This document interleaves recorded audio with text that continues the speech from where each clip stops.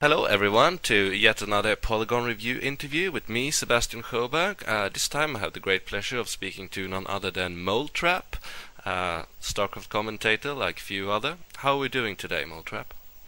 Not too bad. Doing alright, everything considered, I suppose. A bunch of my friends are sick, and I haven't caught the flu yet, so I guess I'm doing fine. Is it the dreaded swine flu? No, I don't think anyone has the monkey chicken pox, but some of my friends that I was hanging out with over the weekend were coughing all over the place, and I was really worried I was going to get sick, but I managed to avoid the plague, so... Good for you, good for you. I was thinking of doing a StarCraft Defiler joke there, but we'd probably have backfired. But it's a pleasure to be talking to you. You having done thousands of commentaries, and I've wasted thousands of hours of my own life listening to them happily, as will many of the people listening to this recording as well. And StarCraft is right now very hot. The leagues in Korea are all over the place, and there are several foreign leagues going on as well. What are your thoughts about StarCraft right now and predictions for the near future? Well, obviously, any predictions are going to be majorly affected by StarCraft 2. I like what's going on in StarCraft right now, namely the fact that things in the foreign scene are becoming so active. Like Xeris made a post recently about how he was talking about how there's been a ton of money given out in foreigner tournaments recently, and that's something that, there's never really been a reason. I mean, I know a lot of really good foreign players that have quit StarCraft because there just didn't seem to be a reason to play it. I mean, there was no money in it. There was nothing to really strive towards unless you really wanted to dedicate your whole life to becoming a pro gamer, which a couple of people have done. But so lately, this last year, there's been tons of tournaments giving out a lot of money to foreigners, and so we've been able to see a bigger pickup in the foreigner scene, and that's been really exciting to see, and we've seen a lot of good games and stuff like that. So, yeah, that's pretty much it. And then as far as in Korea, apparently, I don't think there's ever been any real official confirmation, but apparently the GOM stuff is kind of going away, and that's a little bit disappointing because we got to see... Indeed it is, yeah.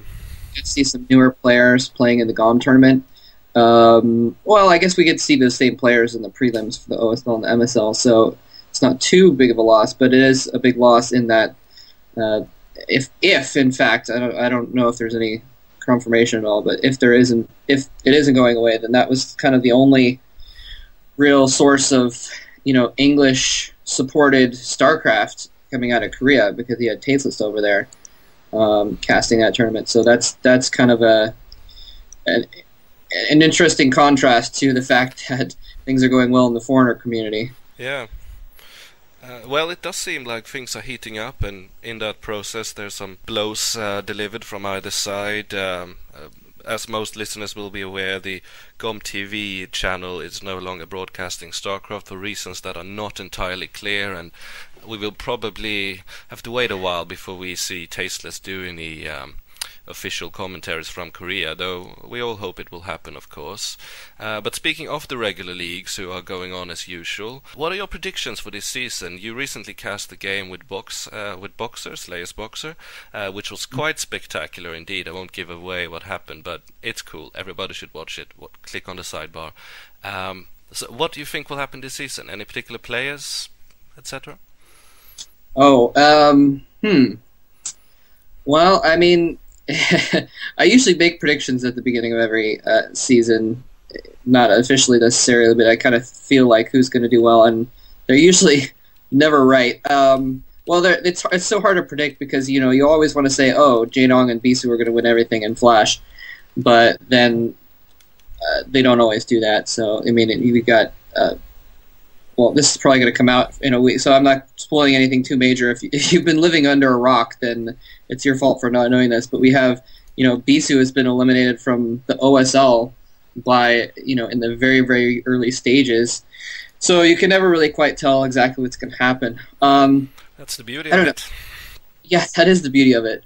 That really is like, 9 times out of 10, Jaedong will beat any given player, but sometimes Frozian can beat Jaedong in the Pro League finals or Hyuk or someone like that. So Fear the yuck. But I don't know. There's Shine, the guy who beat Bisu. He's been looking pretty decent lately. I wouldn't be surprised if he I don't think he has the skills to go all the way because he lacks in multitasking and micro sometimes. But he's kind of an interesting player that is kind of coming out of the woodwork. I'm really hoping for Up Magic to do well this season. He's a favorite player of mine. He's a favorite player of mine, and he's been in a slump for like the last year or so, and now he's kind of coming back out of his shell. I don't know. I mean, I'm kind of talking about players besides the obvious that you might expect to do well. I'm also thinking Zero might do pretty well. I actually got to meet him at BlizzCon, and he was really cool, and he's been playing really creatively lately, and I'm really excited to see that kind of play.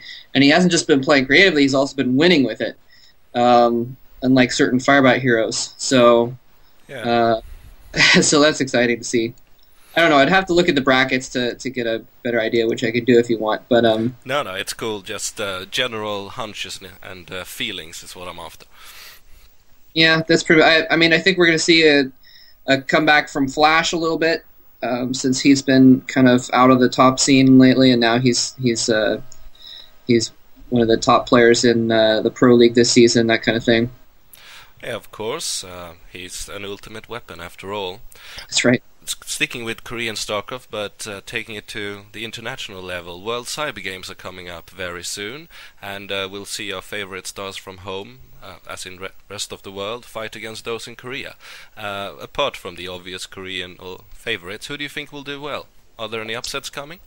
Oh yeah, I thought it was interesting that I'm going to try and pull up the brackets for that here if I can, but I don't know where they went. I remember looking at the groups though. Actually, it's interesting that when I first saw the groups, Group A it has Jaedong in it, and so he's of course going to make it out. But I think the other person coming out of Group A is actually going to be Louder, and I thought that at first, and then I looked through some of the responses on TL to the groups, and nobody else seemed to think that Louder was going to make it out. And I was like, well, maybe I'm underestimating these other guys. And then I watched Artosis' show, and he's like, Louder's making it out of Group A. And I'm like, yeah, okay, I wasn't wrong about that. I thought maybe I was tripping, but Artosis knows a lot about how Louder plays, and I've seen Louder play a lot of games as well. I mean, he just came out of doing really well in the World Cyber Games US. Yeah, it was very impressive there. Yeah, I think he has a good shot at it. And getting the number 2 spot in that. And then, of course, you got one pro gamer in each, one Korean gamer, I guess. I don't know. I actually don't know if Idra is considered a pro gamer officially or not. I don't know what the term for that is. But you have a member of a Korean pro gaming team in every group that are pretty much, except for Idra, guaranteed to get out. But Idris still is still the favorite of his group. It could go a number of different ways, though. But something that I thought was interesting, though, is recently in the IEF tournament, there was like a pro gamer in every group, and only one pro gamer made out of his group. Yeah, there was some surprises there. So I don't know. Anything could happen when you have the top level. Some of the top level foreigners are getting to the level where they can take games off of. Koreans, especially the lower level Koreans. So I don't know. I can't seem to find the other group stages, but I don't remember having any particular predictions about who besides the pros are going to make it out of the other groups. Except I'm pretty sure White Raw is going to make it out of the group behind Idra, because he has been destroying every foreign tournament recently, and even has beaten Idra recently. Although he's also lost to Idra recently, and I won't say which tournament is which, so I'm not spoiling it. No. But White Raw has been back in the game lately. Yeah, White Raw is strong, and Louder clearly impressed us all in the World Cyber Games, which were casted brilliantly by Diggity, by the way. So we're all cheering for some foreign upsets, I think. It would be cool to see one get into the top 3. It has happened before, I think. But we'll see. It starts off in a week, isn't that the case? Or next Monday? Yeah, and it's going to be starting pretty soon. I think I don't remember the details, but at the time of this recording, yeah, it's coming up pretty quick. Yeah, there will be a date in the sidebar as